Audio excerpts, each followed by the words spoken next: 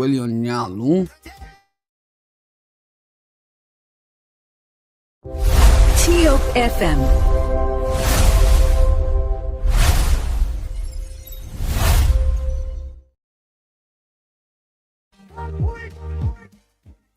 Why is he here this morning? We're going to be knowing. It's 2029. Will we see his picture on the ballot? Will he be contesting? Hey, I know a lot of people. Yeah, you one year for you. All right, folks. So I'm here this morning, and trust me, we're going to be working a lot of things together this morning. Honorable NYANUE, welcome. Good morning. How are you? Thank you, SHEKU. I'm doing very well. Okay. How's everything? Thank God. Long time, No bro. complaint. Yeah, I know. It's been a while. Yeah, but it's nice to be back. Okay. Yeah.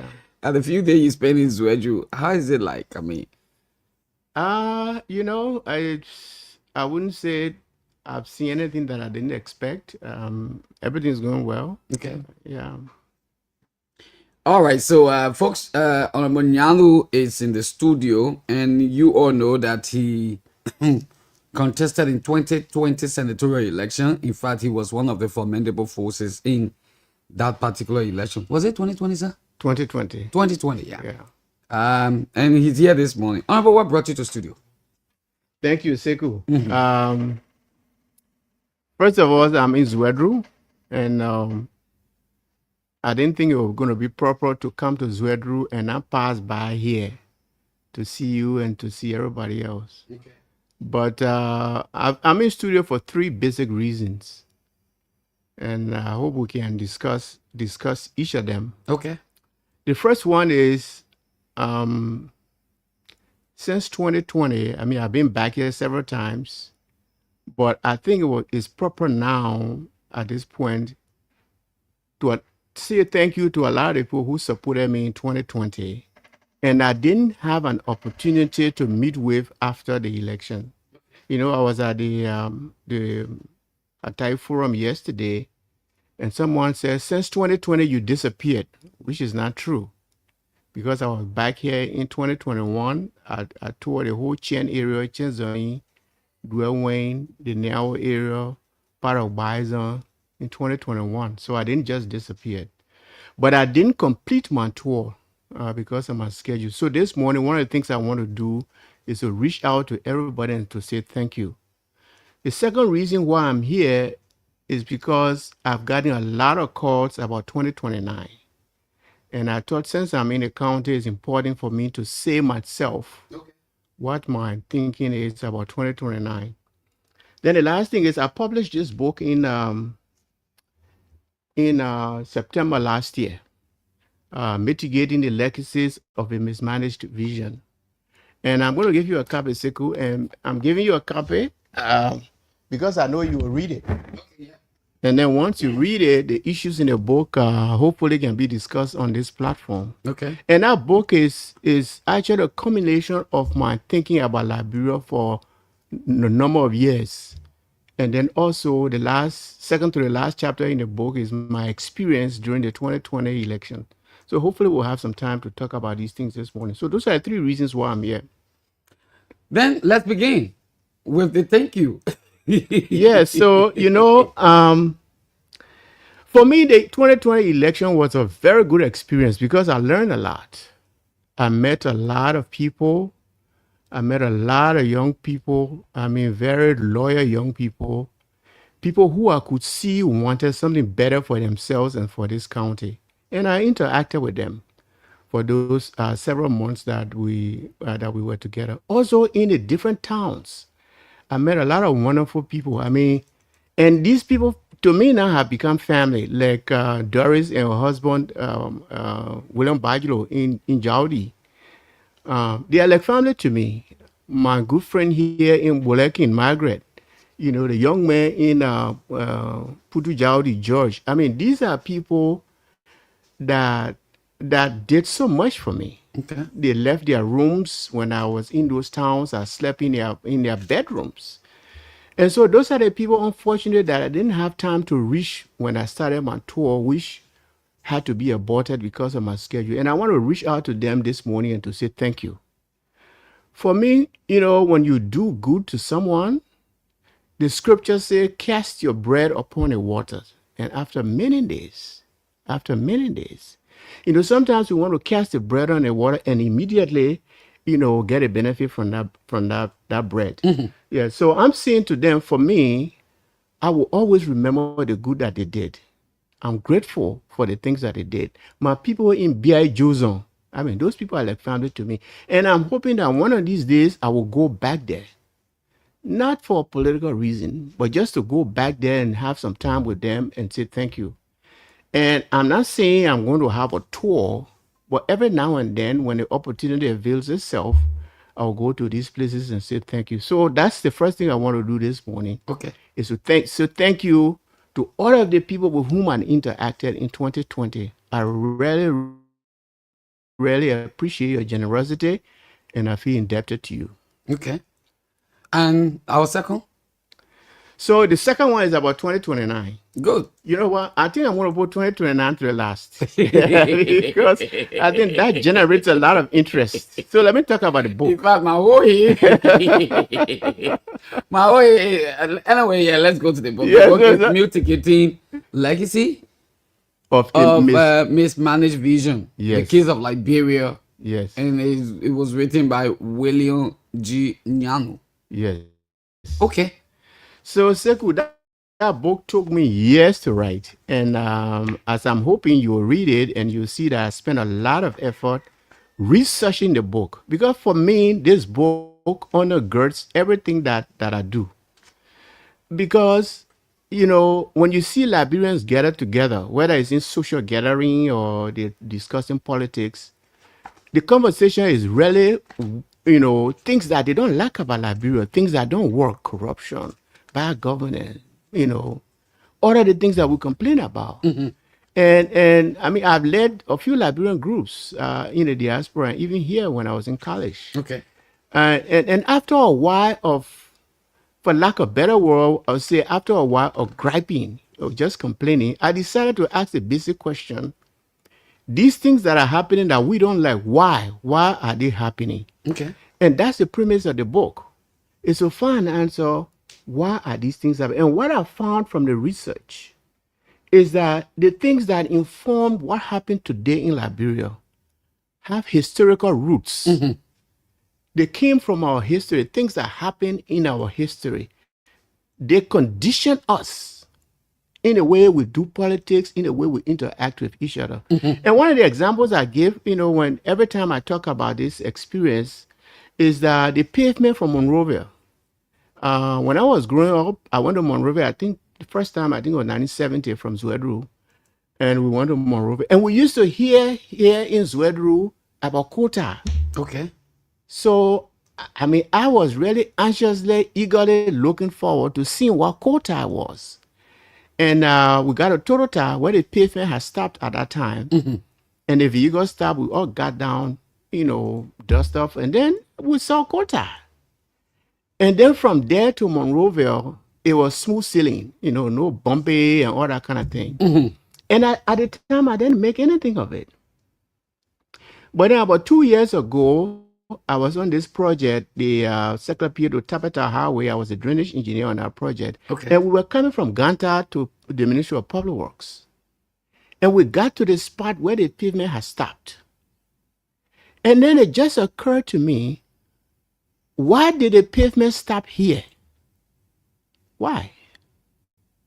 And then what did the people in Banga, in SKT, in Ganta, what did they say that the pavement just came and they stopped here? And the government was not saying, this is the president's farm. We're going to stop it here this year. Next year, we'll do 2 kilometers.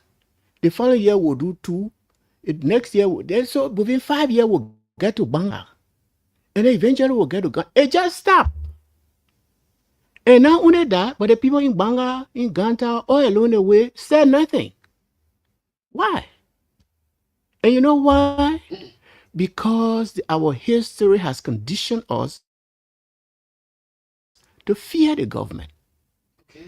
If you go back in the days when the government used to come here in the interior and collect taxes, the way they treated our people fear the government.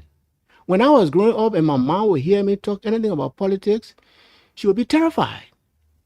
And she would say, leave the people thing alone.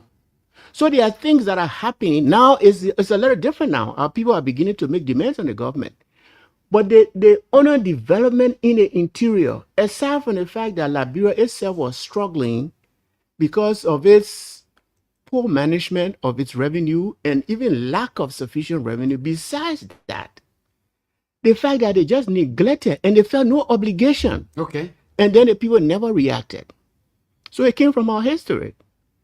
You know, now, as I said yesterday when I was at the Atai Forum, one of the things that I see now that is frightening, and I think every leader of Liberia should be frightened by the trend we see now. Okay.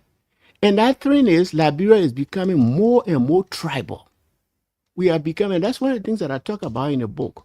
One of the legacies that came from that history is that we have a culture that supports tribal tendencies. So William NYANUE is from Grand GEDEH. If I were to become president today, everybody in Liberia will expect that Grand GEDEH will be developed. And a lot of the key players in the government will come from Grand GEDEH. Why? Why? Just because I'm president means that we don't want to own Liberia? But we are becoming more and more tribal. When the American Liberians were there, because the group was small, they control everything, and then we complain. And then when we took them out, then we just follow in the steps that they left on the sand. And I think we should be concerned about that. It's also part of our history, because I remember after the coup in 1980, when people used to complain that the soldiers were doing this and they were doing that, they say, oh, well, why are you complaining? I want Richard Henry, they were doing it, your talk. Right? But that's why he got rid of Richard Henry's. So there are things from our history that inform what we are doing. Again, I shared yesterday at the Atai Forum about corruption. Why is it that corruption just never goes? Even if you can eliminate it, why is it that it's getting worse? And people are just indifferent to corruption. Okay. I quote in that book an article that what's his name? Zangma Liberty. He was a professor at University of Liberia. He wrote an article in the 90s. And he said when Liberian people talk about corruption, he said they don't really hate corruption. He said, in fact, Liberian people expect their leaders to be corrupt. Oh. Yeah, that's what he said. He said the only thing they don't like is that if you steal the money, you alone will not eat it. Share with them. Okay. And then everything is fine. And I think there's some truth to it.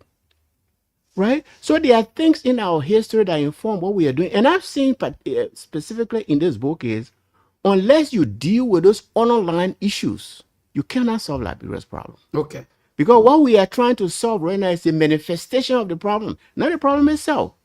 The manifestations of the problem. And I'm saying we need to go down to the roots and look at the root causes of the things that frustrate us in this country, so that we address them from the root. Otherwise, we're not going to solve the problem. So I'm hoping you will read a book, and then, I'm just a phone call away.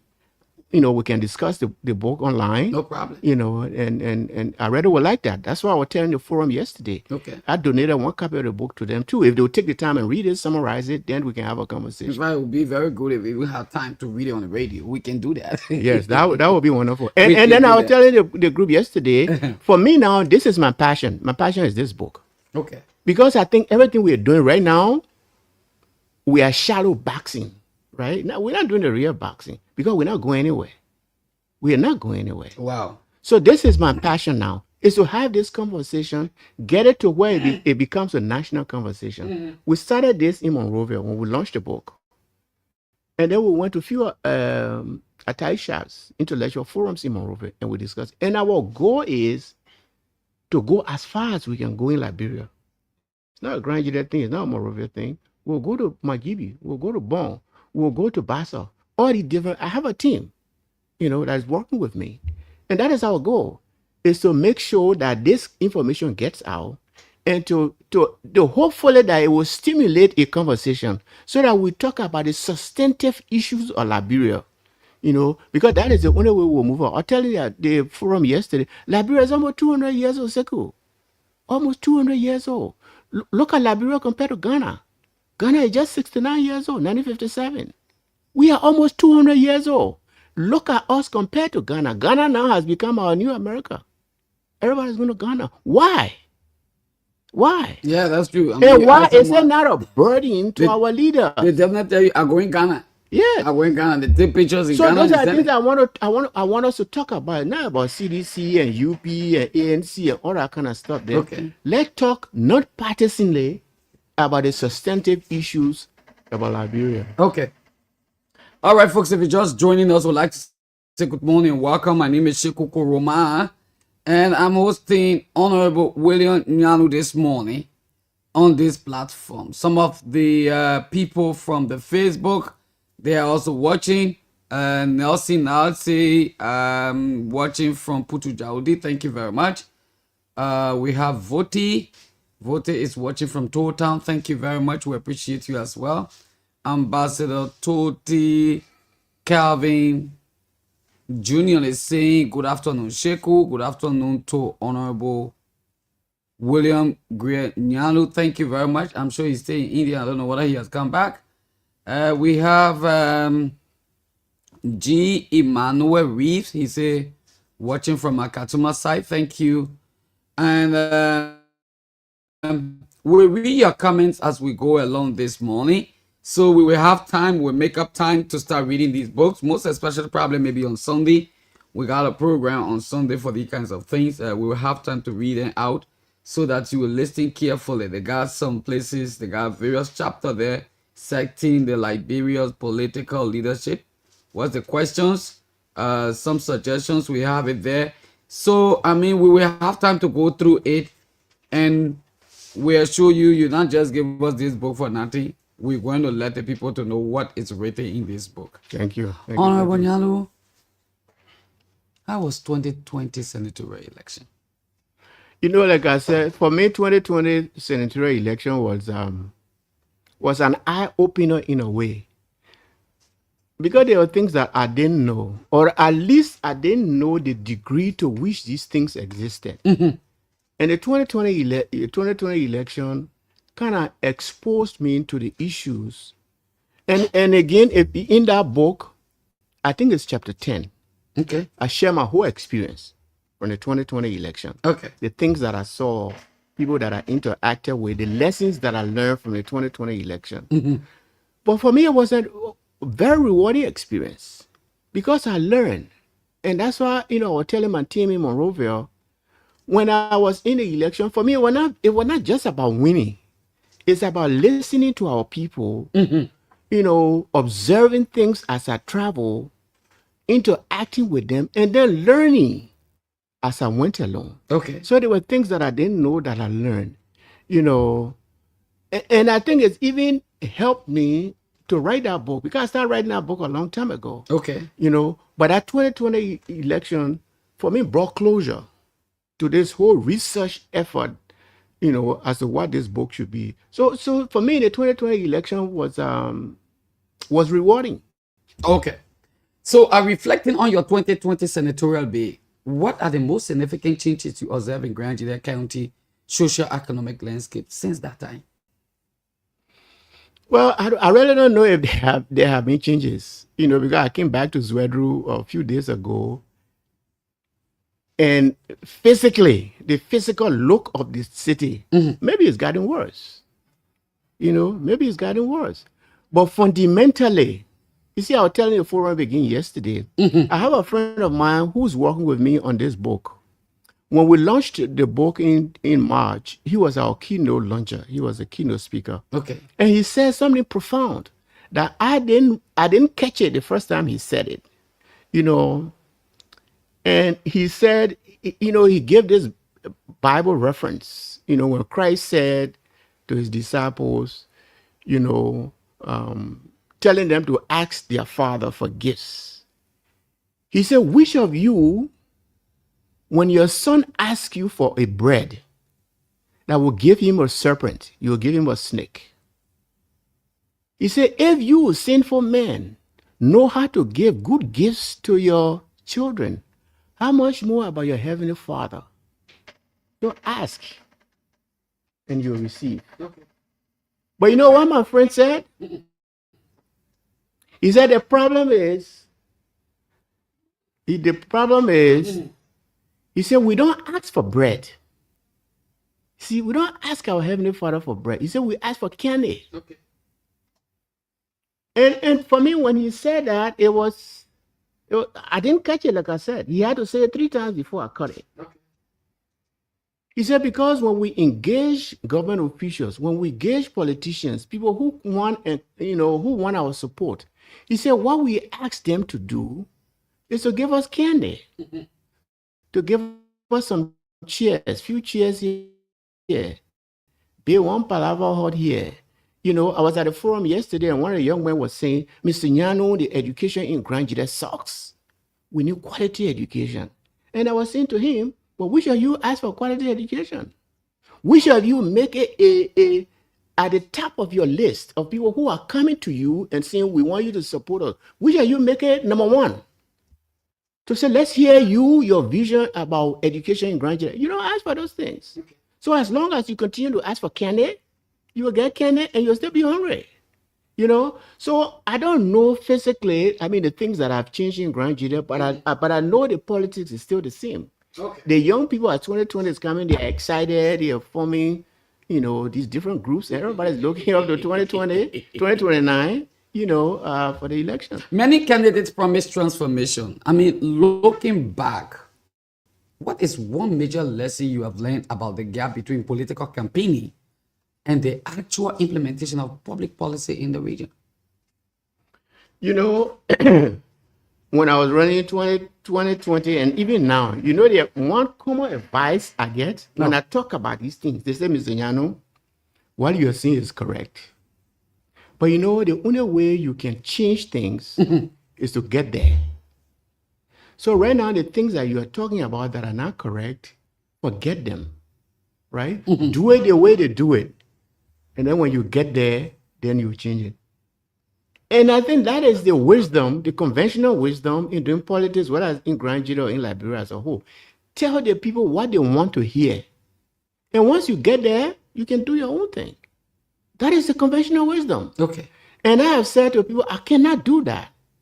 Because for me to do that is to make me a different human being. Then I wouldn't be William NYANUE. I will tell you the truth gently as I see it, so that for me, you get what you see. If I give him a word on this, that is what you're going to get. And for me, the things that concern me are the big things. I tell people in Grand GEDEH, first of all, Grand GEDEH is at a disadvantage. I see all this excitement, but you are at a disadvantage. We have a small population. We don't have a highly educated population. We don't have money. In politics, you have to have something to leverage. What is our leverage? When I used to associate with, some of these presidential candidates, used to tell me, he said, boss man, even if all of Grand GEDEH didn't vote for me, I will still win. That's how small our number is. And any serious politician in a democracy, you want numbers. So when Grand GEDEH sits at a table and Grand GEDEH is making demand, the person you're making demand to say, what benefit do I get from them? How many persons are they bringing that will help me win? We don't have a lot of leverage. And I am saying, those in Grand GEDEH, especially those of us who aspire to be leaders, we need to identify what I call our niche. What is that one thing that we are good at? That people can say, if you want to do this thing, go to Grand GEDEH. You really want to learn about agriculture? Go to Grand GEDEH. You want to learn about drama? Go to Grand GEDEH, to their university. We need to find our niche because that's the only way we'll compete. Right now, we're just fooling ourselves, going in circle. We don't have leverage. Then somebody win and say, oh, but how you get 3 Grand GEDEH ministers in your government? How you get 5, deputy minister? What is the benefit to them? There's none. And we are allowing them to fool us all the time. We need to wake up. We must have leverage. So that's why you see there's a disconnect between what people say at election time and what they do after election. There are some who try, to to fulfill their election promises. But again, what are those promises they are fulfilling? They are giving you candidates. They're not giving you bread. There has been a lot of conversation regarding regional infrastructure and the rescue promises made to Liberians. From your point of view, what specific development project in Grand GEDEH County has been most neglected or stopped in the last few years? Well, you know, one of the things I try to resist in this conversation is to appear anyway as being partisan. Because I think it defeats my purpose. My purpose, I want to have a conversation with Liberians across the spectrum. And I don't want the perception that, oh, Mr. NYANUE favor this party or he favor this group to be an obstacle to the message that I want to carry across. So I don't want to talk about specific era. I want to talk about fundamental issues. And I am saying fundamentally, we are not dealing with the problem, the foundation of the problems that we are having. And that is what I want to focus on. I mean, Grand GEDEH also has to realize, because of our geographic location, everything that has come to Liberia, whether it's education, whether it's civilization, whatever it is, Grand GEDEH is most time the last to get it. Because you see, civilization started on the coast. When the transatlantic migrant came, that's where they settled. And then they started moving inward, in the hinterland. And because of our geographic location, we were the last. Now, as we were coming, we're talking about pavement. Grand GEDEH will be one of the last places to get for the roads to be paved. And I don't think it's because there's some kind of conspiracy to say we'll keep Grand people down or keep Grand GEDEH down. It's just because of where we are located, right? The pavement is coming from Monrovia. It's coming through Tapata, so Nima already getting it. It's coming through Ganda, so Nima still got it. Now we are talking about a stretch from Tapata to Toll Town, and then eventually from Toll Town to Zwedru. And then we'll come from Maryland the other way. Even the civilization that came to us came from Maryland. I remember when I was growing up here, the supervisor of schools in Grand GEDEH was now a Grand GEDEHan for a very long time. He came from Maryland, he came here 1 or 2 weeks, and then he went back. Until Omen Saros Cooper was appointed supervisor of schools here. So because of our geographic location, a lot of things come to us late. And I think we need to make up, because I think there are things we can do to accelerate what happens in Grand GEDEH. And I tell people, if things are happening arithmetically in other places, we in Grand GEDEH must fight so they are exponential. And by that I mean, if you and myself walking on the road and you are in front of me, 5 kilometers, you're in front of me and I'm behind you. And you're walking 10 pace, every 5 minutes, 10 pace every 5, and I'm behind you and I'm walking the same 10 pace every 5 minutes. I will never catch up with you. See, when you're walking 10 paces, I must walk 20. Then I will catch up with you. And I might even be able to pass by you. So we must look for exponential development in Grand GEDEH. And only we here can do it. So Honorable NYANUE, do you think the leadership gap in the county also have a role to play, most especially with legislative position, like the representative and senatorial position? SHEKU, here's what I say. In fact, when you read that book is organized in 3 parts. There's part 1, part 2, and part 3. Part 1 is a historical review of Liberia. And I didn't set out to write a history book. I'm an engineer. I didn't set out to write a history book. I try to research to find reasons for why things happen. In engineering, that's what we do. You get the data, you analyze it, you determine trend, and then you reach conclusion. So part 1 is historical review. Then part 2, and that historical review, like I said, the title of the book is Mitigating the Legacies of a Mismanaged Vision. I identify 4 legacies, and I discuss each of them. Then in part 2, at the end of part 1, I said that the issues that are raised in part 1, the solution to those issues is leadership. And then in part 2, I talk about leadership. I talk about the necessity of political leadership for transformation. And then I talked about why is that sort of leadership not forthcoming in Liberia for so long? And I want everybody to expand their mind, not just talk about CDC and NDPL and all that kind of stuff. Expand your mind to Liberia's history. Like I said, Liberia is almost 200 years old. So let's not box ourselves in all this political fighting that we are doing now. Expand your mind. Why has that leadership not been forthcoming? I addressed those issues. Yesterday at a forum, I was saying, Rwanda is not a new country. But Rwanda now is the poster child for what Africa could be. You go to Kigali, you say all the things they say Kigali is the cleanest city in Africa. Why?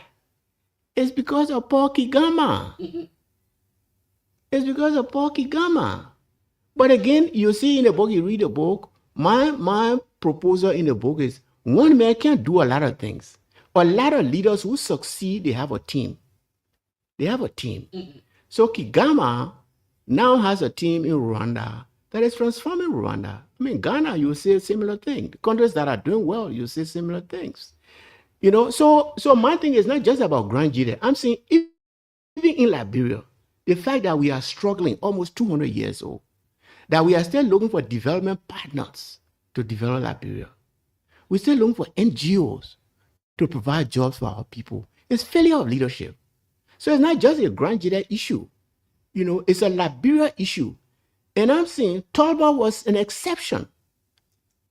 Peace be to his soul. He was an exception. Talbot saw the vision. And he did something about it. I remember I was on Rick's when Talbot was president. And he would come to Rick's and he was in the dining hall. And he will express the burden. You read Talbot's valedictory address when he graduated from Liberia College, now University of Liberia. And he shared the burden. You know, that Liberia, the ignorance in this country will destroy us. And you see, we have to invest in education. We got to invest in. And when he was president, he tried to do that. So I don't want to limit the leadership issues to just Grand GEDEH. They are a Liberia problem. And I think that's how we need to look at it. Because if we have the leadership at the national level, it will permeate the whole society. Because they will give a new direction. When Talbot was there, he gave the country a new direction. He said we have to be self-reliant, right? So he said from math, we must go now to mattress. We can't sleep on mat our whole lives. Let's try and go up to mattresses. So for me, leadership is key. And so in that book, I discussed the question of leadership extensively, and then I made some suggestions as to what I think we should do. So what were some of those suggestions that you could share a little bit on the radio? So here's what I say, SHEKU. And again, I want everybody to look at it objectively. And that's the thing about this book. Because this book, there's no hidden agenda. It's just get the data and analyze the data. When Liberia first started, Liberia decided the way we will solve our leadership problem is through political parties. Right? So they had a Republican Party and had a Whig Party. From the very beginning, 1847 election, were two parties. And for a very long time, until we came to the 1900s, then Tubman and Barclay came, and they killed that whole process. So this whole thing about multi-party democracy started way back then, until Talbot came and became a de facto one-party state after 1950. I don't know, 1950 something. There was an attempted assassination on him. They banned the opposition, so it stopped. But the model for us solving the problem is through political parties. And what I'm saying in the book is, if political parties themselves are so weak, they are so disorganized, they don't have anything that bind them together, you cannot solve the leadership problem. So look at Liberia's political party today. What is it that binds them? In the book, I call it campaign committees, because they come together, and I mean, I don't say derogatorily, but just the reality. So I'm talking to you in studio today. If I come now and say, when I finish reading this book, because one of the questions I get when I launch this, when I discuss this book, but Mr. NYANUE, all the things you see now, who will do them? Right? And the implication is you must start something. So if I came to this when I say I'm launching the William NYANUE political party or whatever, everybody who will come to that political party come to elect me president. You see? So we coalesce around people just to elect them president or to elect them senator. We don't coalesce around ideas. So SHEKU want Liberia to be developed. SHEKU hate corruption. William NYANUE also hate corruption. And it's our hatred for corruption that brings us together. You see, so that we are together because of our aspiration and because of our values. So that is what I'm saying. As long as those values don't change, it's not going to work. So I propose in the book that we must reconsider how we build political parties. Let political parties be, especially at the core level, a gathering of peers. SHEKU, nobody pay my rent. Nobody pay my children's school fee. So you and myself in the same party, what the hell I will think you will tell me what to do, or I will tell you what to do. You can't, because we're equal. That's not what it is in Liberia right now. There's one person at the top who has influence, who has money, and who are chasing to get the money. And I've seen people who really want to transform Liberia, the people of means. They must coalesce. They must start having one-man army. People who have means, people who have the exposure, people who have the vision, who can compete. Because when they do primaries here in Liberia, it's a stage event. They've already decided who the standard bearer will be. So they just go, we say, oh, no, Ganta, we're going to have primary. But they already know. So already get that to say, to just. But if we had people who were equal and who could debate, so that the primary process become meaningful, so that we are going into the primary process not knowing who will win. Because William NYANUE is as qualified as SHEKU. SHEKU has ideas that everybody wants to hear. William NYANUE has ideas that people want to hear. So then we'll go there, we'll compete. And then at the end of the day, SHEKU win. William NYANUE will take his hat off to SHEKU. And that's why I say I'm not willing to do. That's why SHEKU, when I ran in 2020, I ran as an independent.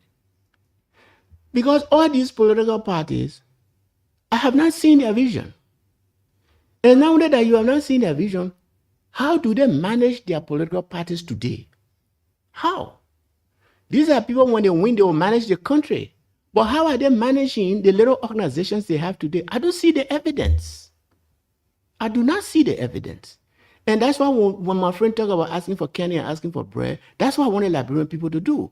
Liberian people have to say, okay, you want to be president of Liberia, or you want to be whatever. But give us an example. How are you going to do it with your party? Is it properly organized? Are your decisions evidence-based? We must ask for bread, not candy. If you're just joining us, good morning, welcome. Gabriel H. Jasper. He said the discussion is more educative, addressing Liberia's problems and providing way forward for the mismanaged legacy.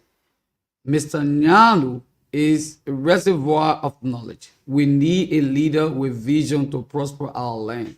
Thank you very much this morning.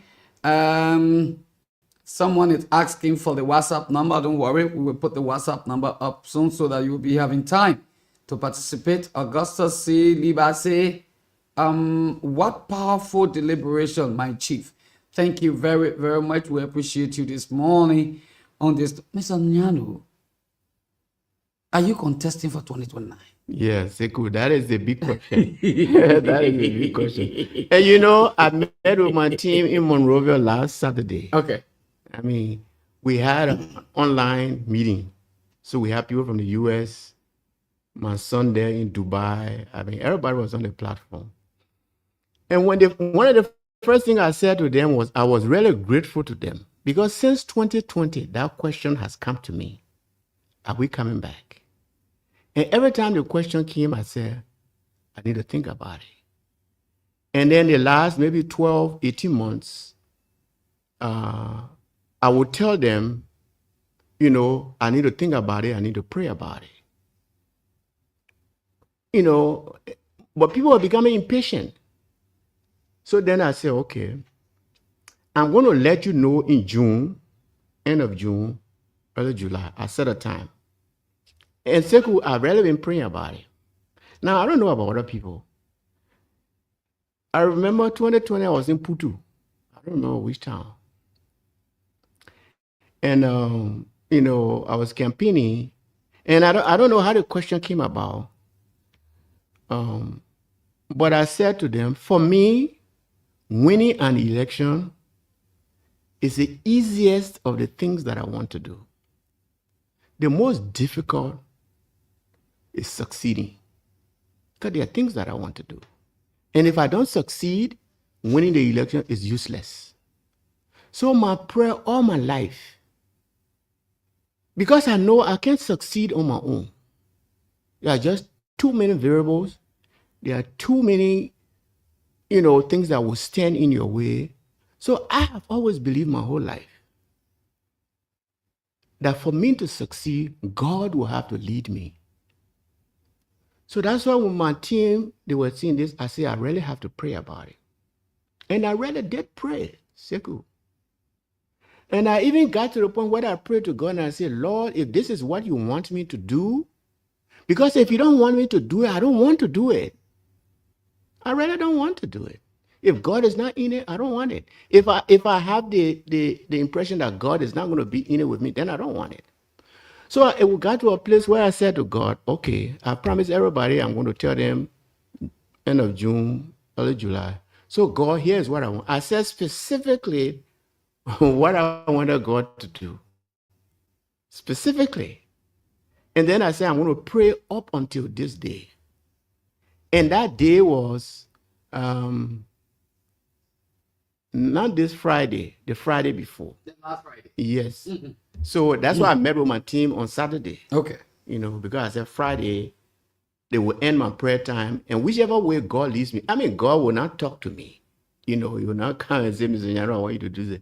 But I said at the end of my prayer, whichever way I feel led, I will assume that that's where God wants me to go. Okay. So Friday, I ended my prayer and then I met with my team on Saturday. And SHEKU,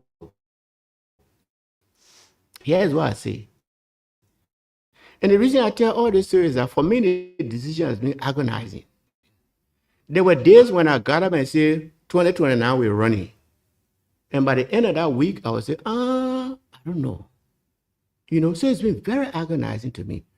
But taking the totality of everything that I have learned, including the thoughts in that book, I concluded that 2029, it wouldn't be right for me to run. Okay. For the things that I want to do, and for the problems that I see that need to be solved. I don't want to just be senator to be senator. That's why I've been telling people, you're honorable. I said, don't call me honorable, right? If by honorable you mean that this man is a man of character, yeah, I don't mind doing that. But honorable has become a title that got no meaning. There are crooks that we call honorable. And I don't want to be in that category, right? So I don't want a title. I want an opportunity to do something meaningful. Okay.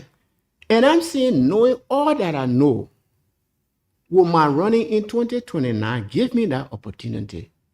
And sadly, the conclusion I came to was no. It's not going to do that. Okay. See? So that's why even when I go and I talk about the book, and it gives me freedom. Okay. It liberated me. Because when I talk about this book, nobody will tell me that you don't talk about it book because you want to be president or because you want to be senator. Mm-hmm. No, that's not my aspiration right now. So sadly, that is it. And I know when I announced the thing when I announced my decision to my team, people were sad. In fact, one of the guys online was crying. And I knew what was going to happen.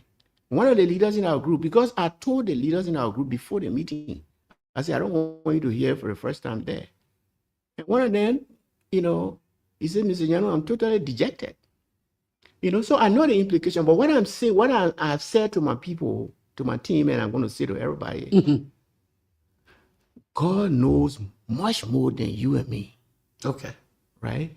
And for somebody like me who believes in God, I believe scripture says all things work together for good to those that love him. Okay.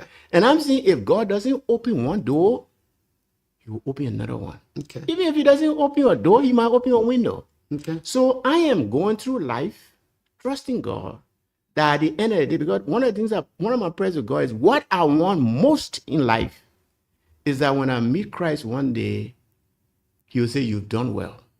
The things that I've entrusted to you to be steward, you are a good steward. Okay. Yeah, I don't want to go there and he say, my man, you messed up. Folks, there we go this morning. You listen to him carefully this morning. I'm going to open the phone line so that we can have time to interact. Those of you who are watching live from the Facebook, the WhatsApp line is also up. You can call and then we can have an interaction. The numbers to put your calls on now is 0881 143504, 0776 105 105. Let's hear you this morning. Do you have question for Mr. NYANUE? He's been here for over 48 minutes. And the lines are open right now. 0881 143504, 0776 105 105. Good morning. The great Reverend. Thank you, Reverend. Good morning to you. Good morning to Dr. Jalayu. Na Jalayu, NYANUE. Okay, NYANUE. NYANUE. Okay. Thank you for the correction. Reverend. Good morning, Mr. NYANUE. I have a question. Truth be told, from all that you just said, is welcoming. But I'm still a bit confused. Are you a politician? Why they should every human being they are politician by nature? But publicly, are you a politician as compared to other politicians? We refer to politician. Are you that kind of politician? I really want to know. What do you mean, please? Thank you. Second, when I say politicians that are seeking for jobs here and there, politicians that criticizing their colleague politicians that want to be to where SHEKU KOROMAH is in the name of politics. That's what I really want to get clear. But nature, with other politicians, I agree. Thank you very much. Thank you. Let's go to the WhatsApp line and pick this person. Good morning. Good morning. Good morning from the WhatsApp line. Your name? Okay. Good morning. Good morning, SHEKU. This is Pastor Juro Cummins, and I want to say good morning to your studio guests. What a nice conversation. I hope and pray that when he returned to the diaspora, I will have a copy of his book to kind of read a little bit, because I have been, but watching him this morning from Minnesota, sir, what I can say to you, I believe you're a man of faith. Nehemiah, after carefully looking over the matter, he said to the nobles, he said to the officials, he said to the ordinary people, stand up and fight for yourself. And after looking and watching you a little bit on Facebook and the discussion, God gave you that book as a blueprint for leadership. You see, Mr. NYANUE, you can't put that book down and do something else. That book is the blueprint, not only for Ghanaians, but for Liberians and Liberia at large. Every time I preach, every time I get on the radio, I ask one question. Where are the Nehemiahs? Where are the Ezekiels, the Daniels, the Esthers, the Deborahs? And what I see in you, you are that Nehemiah. If you have to pray it again, pray it again. But I see something in you, and it's the book. The book is the blueprint. The book is the blueprint. Thank you. God bless you, sir. Thank you very much this morning. We appreciate you. Let's go to the line here and pick this call. Good morning. Good morning to you. How are you doing? I'm okay. LSDS Kuya, welcome. Let's hear you. Thank you, brother. You know, this is now a breaking news. For me, I knew that Honorable NYANUE was not going to come in the election 2029. Okay. Because it was clear right after the 2020 elections, some of our colleagues who ran his campaign from time to time up to the end of the 2020 elections, he put police on them to take motorbike from them. Case study is Tito Kuya when we were on our wife sport page. Police went for Tito Kuya. I'm not that one. I'm calling him because I want somebody to say he lied. Okay. So police went to Tito Kuya, the party, all of officials said, and the party sent them to go and put police on Tito and start more on Tito. So if I hear from the honorable man that you will not come 2029, for me, I'm not surprised because we saw that right after the election. So thank you, Honorable NYANUE, for not coming in 2029. We appreciate the effort that you have to come. They go on 2020, I leave Nigerians, some of us that never knew you before, we know you now. So thank you very much. Thank you. Let's go to the line. Take this pricing. Good morning. Good morning. Name, where you calling from? Sheku, I'm Terry S. Gay, calling from Monrovia. Very welcome. Let's hear you. Thank you. Thank you, Professor NYANUE, and one of the astute intelligence of Angie County. This morning, I'm overwhelmed. It's not because you back off on the race, because of the intelligence that we all want. I see in you a leadership that Grant deserves. I see in you the base. Thank you. Your line seems to be breaking, but we'll leave you. Take another person if we can. Good morning. Morning. Your name, where you calling from? Yeah, I'm William Colley. I'm calling from FBA community. William, welcome. Let's hear you. Yeah, okay. I want to say thanks the honorable man in studio. You know, he spoke lengthily, and I grabbed some points for him. Okay. Yeah, but I want to ask question to him. And this question is, I want to know whether he is a self-politician or patriotic politician. What do you mean self-politician or patriotic politician? Self-politician, they can speak. They got a lot of things to speak to convince the people. And when they get there, when they get there for them, a patriotic politician are people that can speak for the people, and when they get in that office, they defend the people. So wait, quickly now, let's hear you, quickly. Listen now, Chief, listen. Yeah. All the things the mentor are asking whether he got intention to run for 2029. The man say he not running. So you now, that yourself politician and patriotic politician, where play you playing? Yeah, okay, no. I think I need to grab that from him, sir. Okay, let me just quickly learn to what I want to say.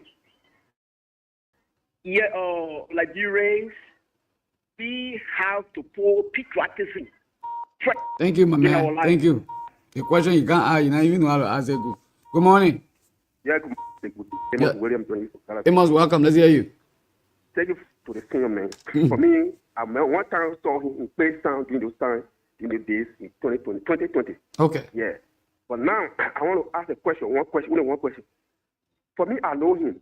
But how the other people know that this is Mr. William NYANUE? How the other people know on the viewer community that this is a man who's talking about a book that interests him? Okay. How can we know this is William NYANUE? Thank you very much. What your suggestion quickly before you leave the line? Yeah. I said. What your suggestion? You ask a question. How will people know? What you get in mind for people to know that William NYANUE wrote a book? Okay. What you want to do? For me, I'm interested in the book he's talking about. But how can we know this? That this is a book, and how can we know this is William NYANUE?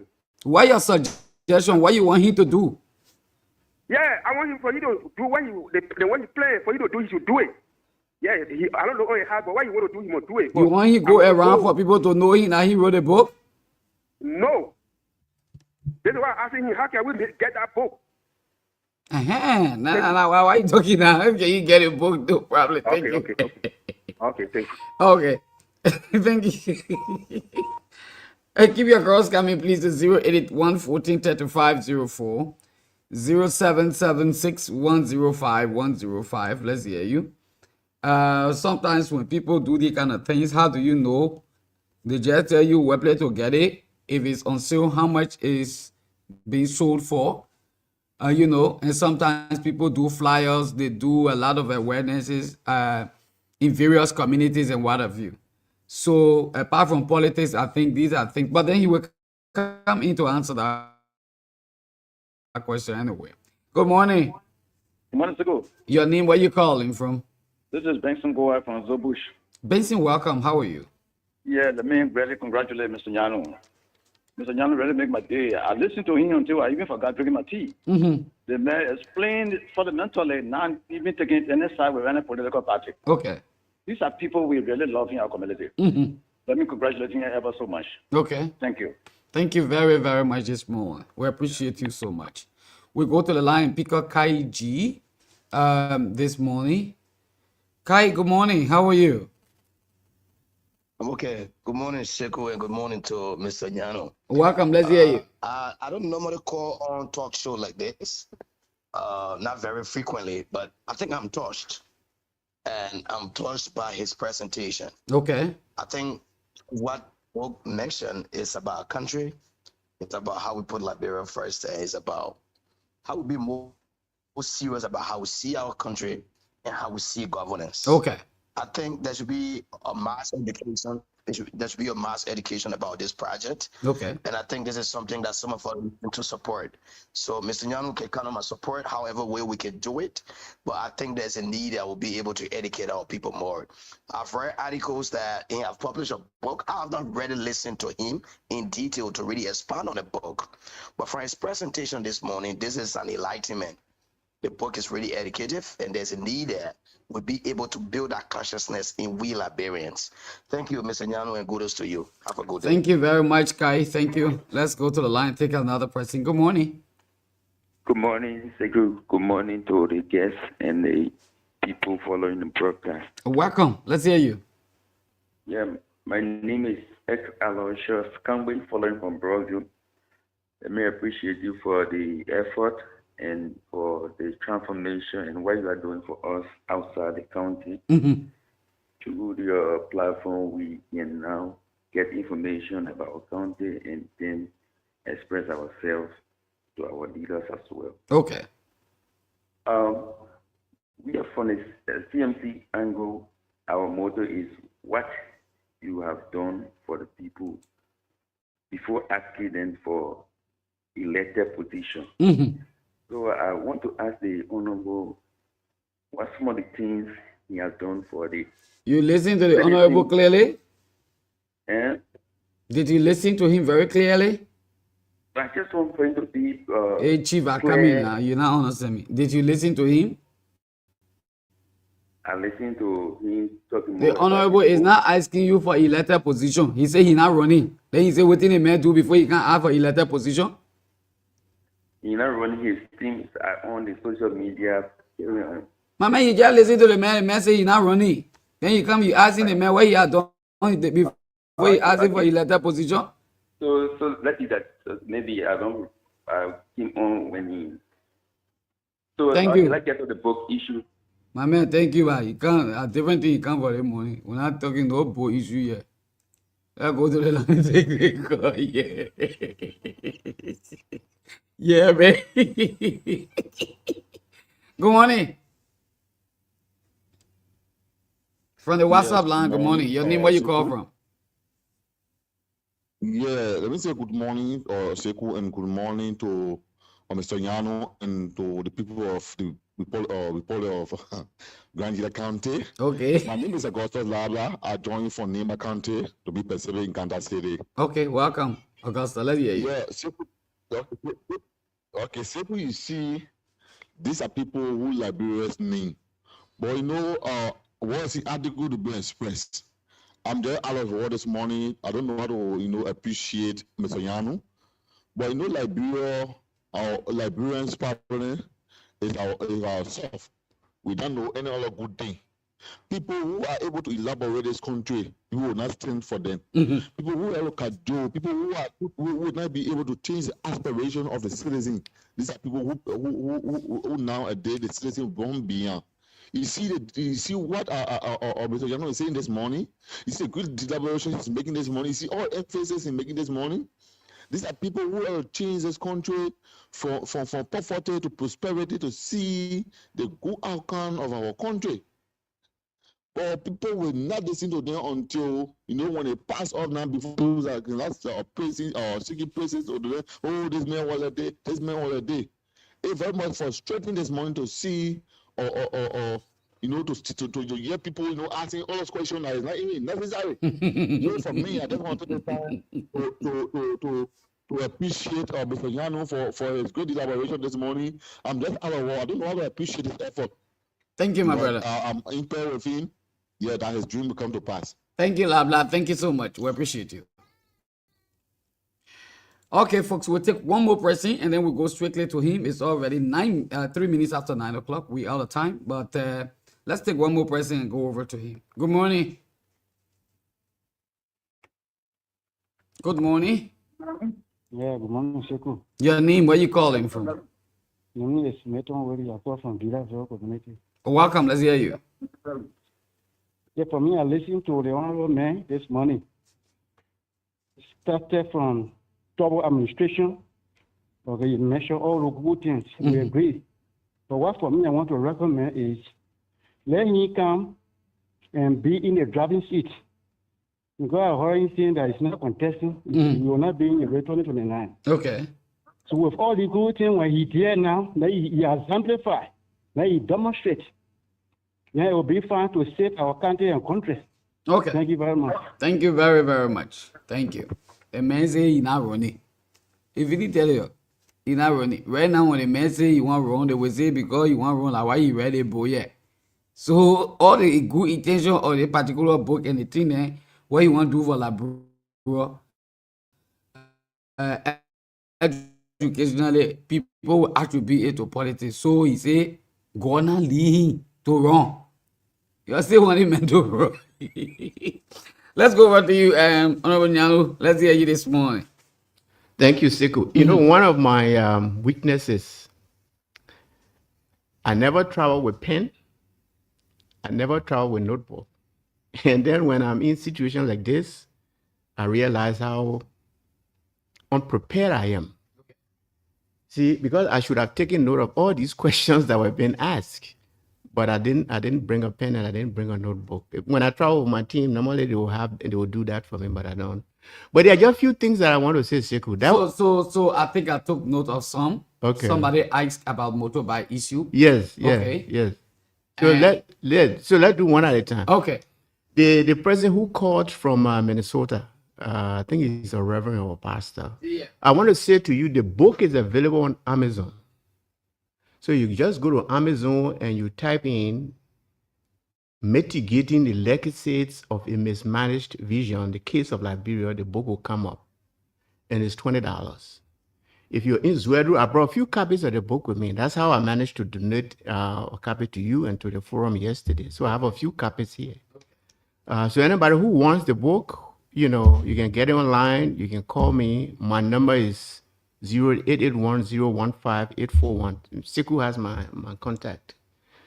You know, I remember, Sekou, after the election, when I came back here, I think it was 2021, we had conversation about this motorbike thing.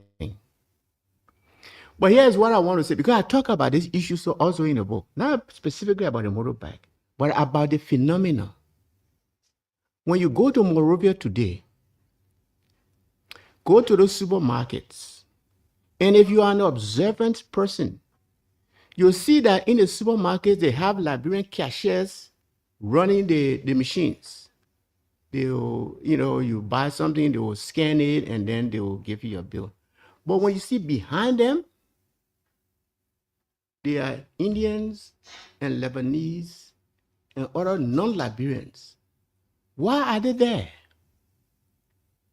Why are they there? And what are they doing? And you know, and these are the issues I think we need to talk as Liberians and be frank with ourselves and don't lie to ourselves. The reason they are there, sorry to say, is because they don't trust the cashiers. So they're watching them. And the thing I said to my team when I was running was that if you are a dishonest person, you cannot be part of me. I don't care what your influence is. You and I can do business. Because the thing we talk about corruption. It's not just the people at the top. Even we down here are corrupt. We are corrupt. You will get somebody come to me, I wanted to go buy something. I said, yeah, $20, go buy the thing. The thing costs maybe $4. or $6. And they'll go buy the thing for me and they'll keep the change. Why? Did I say you should take the change? See, you bring the change back to me and then I can say thank you. But no, they don't see anything wrong with it. They will keep the change. See, so you and I had a conversation about this bike thing. Michael Baba had a bike. He kept it. Leo Jai from Bazon, he had his bike. He kept it. Raja Die, he had his bike. He kept it. Tito did not act honorably. So I had to deal with him.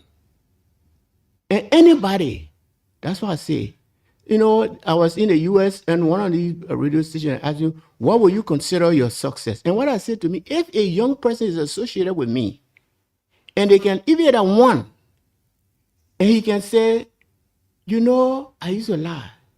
But because I was with Mr. NYANUE the last 6 months, I don't lie anymore. For me, that's my biggest success. That's my biggest success. So if you are a dishonest young person, you and I cannot do business. A motorbike is $800. I will go behind somebody for $800. But if I see you demonstrate dishonesty, then we can't do business. We had this conversation before. Tito is my son. You know, he was at a forum yesterday. You know, he and I met when I was going to the farm yesterday. And he's still my son. But we can't do business. We cannot. Because I found him not to be honorable. We cannot do business. Does that mean I will not help him? If I can help you, I will help you. But we cannot do business. And everybody needs to understand that. You know? And that's why I'm saying, SHEKU, when you said it right. If I had come here this morning, if somebody said, like I said at the forum yesterday, say, since 2020, you disappear. Now you're coming back. So if I had come here this morning and say, oh yeah, 2020, that's what I'll be hearing. Now you're coming back. You know, when I read this book, and this book surprised me, because when I published the book, first the publisher did a review of the book. And in the review, they say, here are the strengths of the book. And here's the audience that this book will appeal to. So they listed all of that before we published the book. And then we published the book. And I think about a week or two later, I got an email from the publisher. And, you know, maybe I will send it to you. If later on I will send it to you. Because I put it on my Facebook page. If you go online and find me on Facebook, you see it. They sent me an email and said, Mr. NYANUE, we want to recommend this book for an award. That's what he said. That's what they said to me. Because they said this book represents the best in our publishing. And then they outlined in the email what they thought the strengths of the book were and how the book represented them. I don't know these people. But they say, this book represents the best in our publishing business. So we want to recommend it for the award. They recommended it for the award. The awards will be announced in August. Right? So I'm listening. Maybe I'll win, maybe I'll not win. But just the fact that it was recommended for a award, for me, was a big accomplishment. I didn't expect that. And one of the reasons why it was like that, because the book is non-partisan. I don't care what your political views are. I'm saying, let's talk Liberia. Let's talk about the basic issues of Liberia. So that is first is the Tito issue. Now, what's the next question there? The next question, let me see quickly what it says here. Whether you are self or patriotic politician. Yeah, that is the other one. I didn't understand that one there too. Because I am not seeking for anything political. I'm not looking for a job. I'm not looking for election. I am saying our conversation has been directed in the wrong place. Let's bring it back and talk about the real things that matter. Right? How do our young people develop new values? So they know that dishonesty is a dishonorable thing. You can't lie. You can't steal. Because the same people down here today, we who are down here, who say, oh, the politicians are corrupt, give us the opportunity tomorrow. And we are worse than them. We will steal. We will lie. How do we inculcate those principles in our young people? You are the future of Liberia. And I said at the forum yesterday, because of your share number, more than 60% of the electorate, if we're on a ship and the young people gather together and they move to one side of the ship, you change the center of gravity of that ship. You change it. It will tilt. So if there's something we can do, and that's why I talk about President Talbot, when he said the young people were his precious jewels, he was trying to inculcate new values into us. And that's what we need in this country. The path that we are on is not sustainable. People have to have new values. Our values are warped. We have to have new conventional wisdom. I mean, and when we launch the book, I tell people, like me, I practiced engineering for more than 40 years. But just imagine if I were superintendent or minister, and I've been minister for 5, 6 years. And then I leave from there, maybe I got one little old car. What would people say? Mr. NYANUE was a fool. How can he be minister for 6 years and he's still riding that kind of car? So those are our conventional wisdom. And we have to change them because those are the things that make us steal. Right? And somebody talk about legacy. And that was the thing that shocked me in 2021 when I came here, the first time I was in studio. Somebody called and said, what's Mr. NYANUE legacy? And I was confused. What do you mean by legacy? And then later on, I found out he was basically saying, and I think even in his question later on, he explained how many schools has he built? How many scholarships has he given? And I was shocked. And when I explained this to people, I said, look at America. Donald Trump is a billionaire. How many schools has Donald Trump built? How many roads has he paved? And that is the trouble in Liberia today, and I talked about it in the book. Liberians are trying to make their leaders the government. You see, they take the responsibilities of the government and they put it on their leaders. So their leaders are now under pressure to come and build this road and build this bridge. Those are not functions of individuals. Those are functions of governments. And the reason you are there is to make sure that the government does those things. You see? So when you put your leader there now and you want him to come build your road, and then he's sitting down in your office and say, wow, I'll get money for him to go build our road, I'll go to this place. And then somebody come to him with the brown envelope. Now he got their money. Even if he ain't put on the road, at least he got their money, he can come do it. The money that should have come to the public now is being siphoned. Because he's under this pressure to build you this road. So instead of Matter Totman getting the requisite drugs, the fuel to run, visual education, supplying books, educational materials, it has to be divided now to go to some of those people to come and start giving. So it's that thinking that needs to change. Mr. NYANUE, we have to go. But before we go, let me ask you quickly this one. How can you help the university here in Grand GEDEH? I mean, you're different. Yeah, that's a good question, and SHEKU, and education is very close to my heart. It's very close to my heart. I know where I am today through the grace of God is because of the quality of education that I got. And one of the things I talked earlier about leverage, that Grand GEDEH has very little leverage. And when I think about us finding our niche, I like to look to education because that's something I think we can do. When Dr. Towa was appointed the chairman of the board of trustees for the university here, he called me and he said, big brother, I want your advice. What can we do? And I shared with him my advice at the time. And recently, my name was announced to be on the board of trustee. Okay, I mean, there are a few things in the way still that have not enabled me to play that role. But I'm saying money is important, but more than money is vision. You have to have a vision. And so hopefully when these little obstacles are removed from the way and I'm able to play my right role on the board of trustee, those are the conversations we're going to have. What are the areas of study? You see, because one of the biggest mistakes that was made in this country was when they started establishing all these community colleges. And they were not strategic in the way they were thinking. So you bring a community college here in Grand GEDEH and we are studying theology. Why? Why are we studying theology in Grand GEDEH? Maybe there's a good reason. But strategically, why are we studying theology at this community college?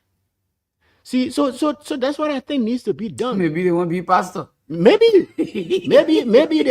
the goal is that the best pastor in Liberia should come from Grand GEDEH. You know, which is, I don't think there's anything wrong with it, but I'm just saying be intentional and be strategic in the way you think. To say, you know, we have our community college here. What should be our university can't be like any other university, right? We have to find a niche. We have to find an area that we have competitive advantage and then invest in that area. So hopefully when I'm able to take my seat on the board of trustees, these are conversations I would like to engage in with the rest of the members of the board so that we can be strategic in the way we develop university. You know, from everything I've seen, Dr. Boto is doing very well. You know, he's reaching out, he's bringing, you know, people here, exposing the college. I think that's a wonderful thing. The college has to be apolitical.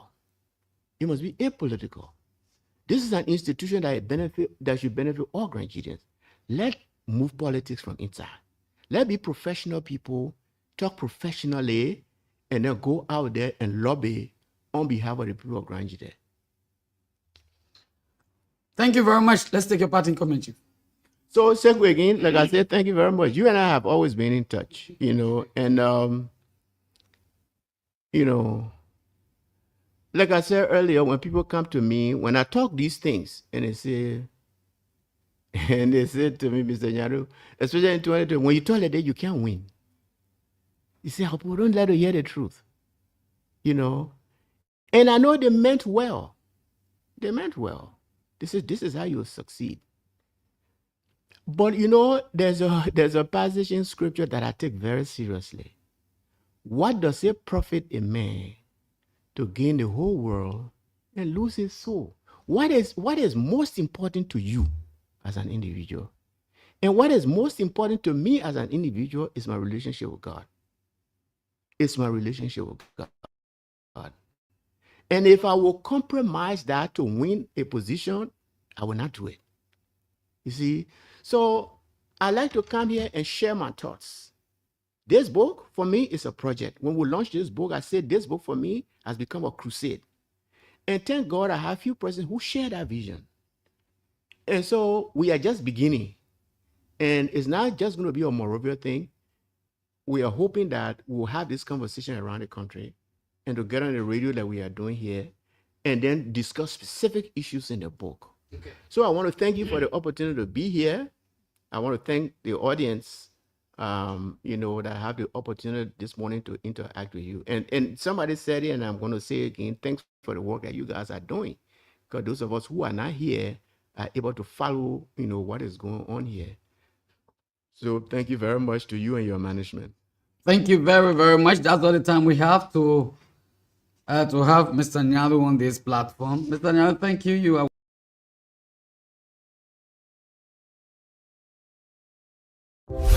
TOP FM.